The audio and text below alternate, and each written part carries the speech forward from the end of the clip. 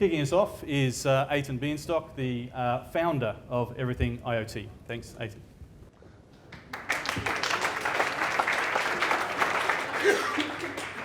Thanks, Stuart. Oops. Can you hear me? Yeah, great. Hi, everybody. Great to see you all here. This is the third event we're actually producing. I'm not going to speak for long. I want to clear the stage to the great speakers we have tonight. Just quickly about my background, I'll talk very briefly about what we are doing in Everything IoT and why we are doing it, and then specifically about smart cities, why that's such an exciting area for Australia, for IoT, and for the future of this country. So my background, I spent 20 years mentoring, investing, and building startups. I've done it in Israel, I've done it in the US, and in the last few years in Australia. Watching the Israeli ecosystem develop over the last 20 years, and I was more closely involved about 20 years ago there, helping build, on behalf of Intel, the startup ecosystem. There are two things that frustrate me in Australia, although that's trying to change, and that's a very good. Those two things were, one, that in Australia we don't have enough technical-backed entrepreneurs. More entrepreneurs come from the business background. They're great people, they have great ideas, but when I have Israeli companies pitching me, 8 out of 10 are technical-backed entrepreneurs. In Australia, it's around the opposite. About 2 out of 10 are actually technical-backed entrepreneurs. So we have great researchers, we have great universities, we have CSIRO, and so on, but we don't have enough entrepreneurs or people with technical background that go that way. The other element is that Australia lacked focus. Which areas we are good at that we really need to put the emphasis on. So look at Israel again. In the 60s, it was all about agriculture technology. We had to survive there, we had to really invent how we're going to use that ground that was very bare. In the 70s, it was semiconductor. Industry developed massively. Intel have today 10,000 people in Israel, both R&D and fab, semiconductor manufacturing. So we developed that sector. 80s was communication. A lot of communication technologies came out of Israel, and so on and so on. Today there's cybersecurity, Medicare, healthcare, and so on. So in Australia, there are a few areas that we have great potential as well. Agriculture is one of them. Infrastructures, transport, smart cities, another. So with Everything IoT, we're trying to put the focus on those areas. We believe we need to focus as a nation. And the IoT, I probably don't have to mention too much. It's the biggest wave of innovation upon us. I like to look at it as the third wave of innovation, where in the 90s we had the internet. We tried to figure out what we do with that. We had all those e-commerce ideas. We had business, e-business. I was actually, part of my career in Intel was e-business, how corporates can use the internet. The last 10 years was really about mobile.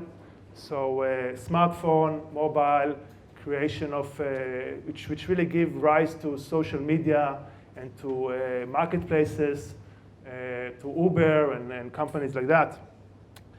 But really, the next 10 or 20 years, it's going to be all about IoT. It's the idea of 50 billion devices, all connected to the cloud, providing amazing data. And with data analytics and application, it's going to change pretty much every industry. And in the smart city, it's going to change the way we live and the way we work. So in Everything IoT, we have a very simple purpose. The purpose is to turn Australia into a global IoT leader. That doesn't mean we're going to be the #1 in the world in everything in IoT, but in certain areas. And finding what those areas are is still something we are working on. And so we are all about propelling Australians' IoT innovations. And we do it in 3 different ways. The main thing is what you are here today is events, conferences, seminars, where we bring 4 main key stakeholders.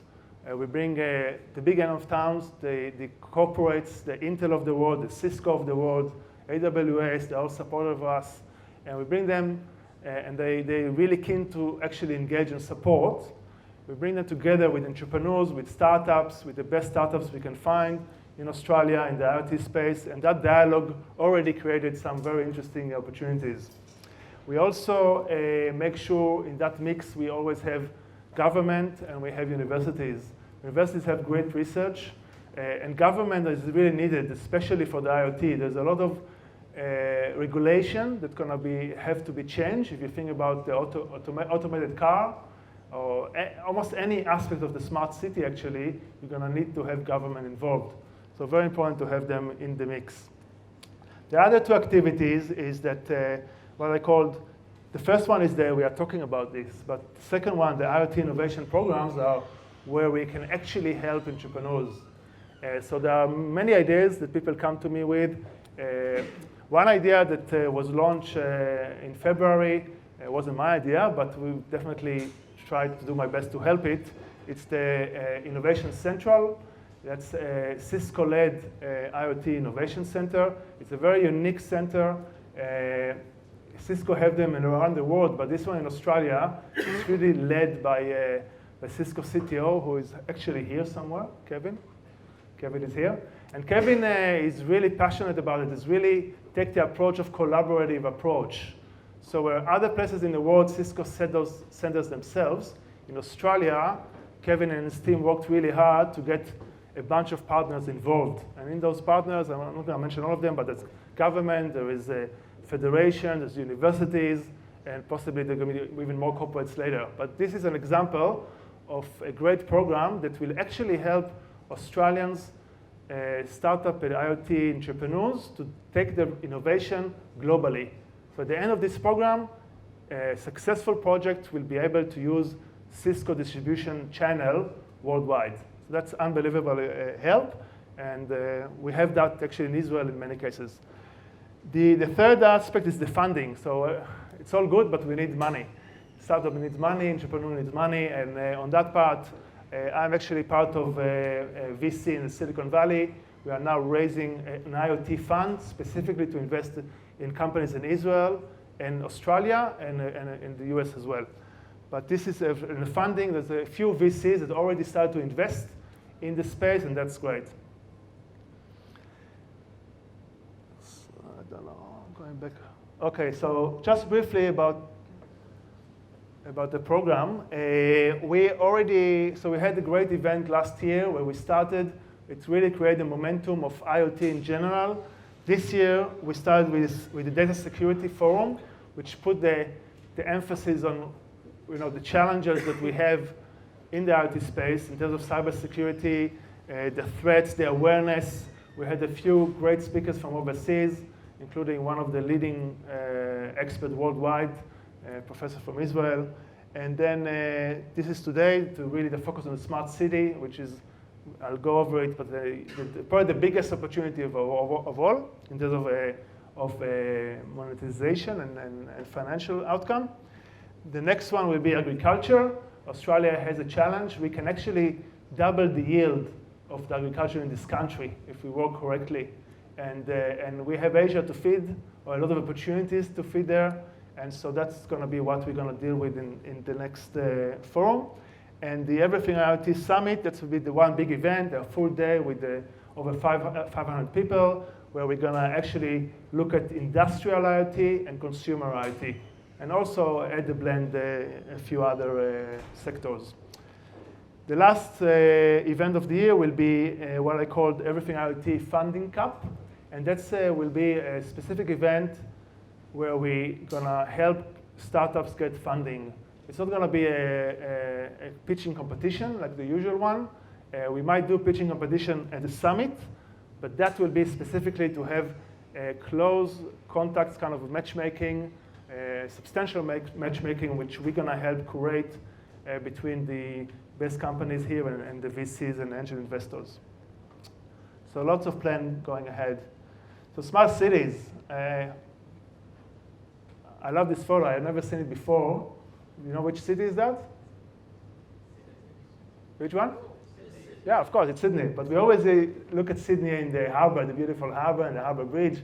That's, of course, Hyde Park. But imagine a smart city when everything is really connected. The trees, the parks, the buildings, the the transportation, people walking around, all that is connected, and how does that tremendously affect our life. That's the thing, what I hope will be some of the outcome of this forum, the understanding of where are the opportunities for us all in that. I keep pressing the wrong side, obviously.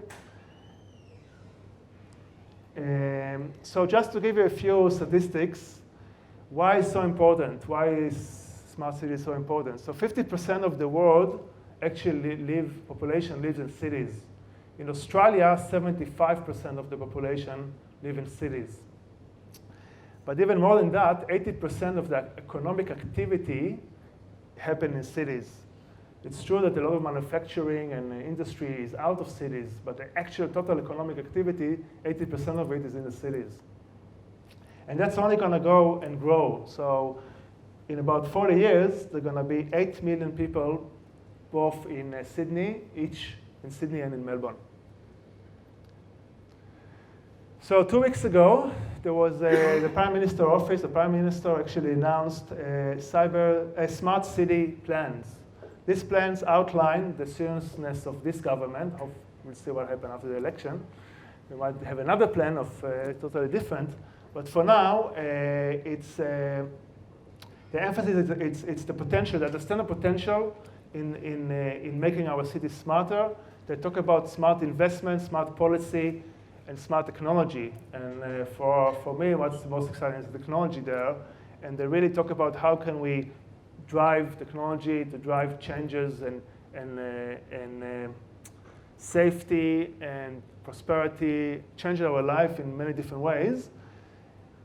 But they also put money next to it. So $50 billion, the largest ever investment in infrastructure has been announced as part of this plan. $50 billion that will go into mainly transport in this country in the next few years. So if you look at that smart city plans, and I kind of looked at it quite carefully, there are a few areas that we're talking about. But I also looked at the National Innovation Science Agenda. And what excites me about all that $1 billion plan, the National Innovation and Science Agenda, there are two things that are very relevant to us here today. One is that the government is doing a lot, and maybe we can hear about it later from some of our panelists, doing a lot to facilitate procurement or facilitate the purchasing processes. Can be very doubting, especially for startups or small companies. That's one thing. The second is that they claim, the goal is to look at Australia's innovation first. We tend to always look overseas, think it's better. But there's actually great stuff here. The government is committed to actually look at those innovations first before they go overseas to look for what's going on there. That's great. The other part is the private and public data sharing. So that's also an intention of the government to release more non-sensitive public data for private sector innovation.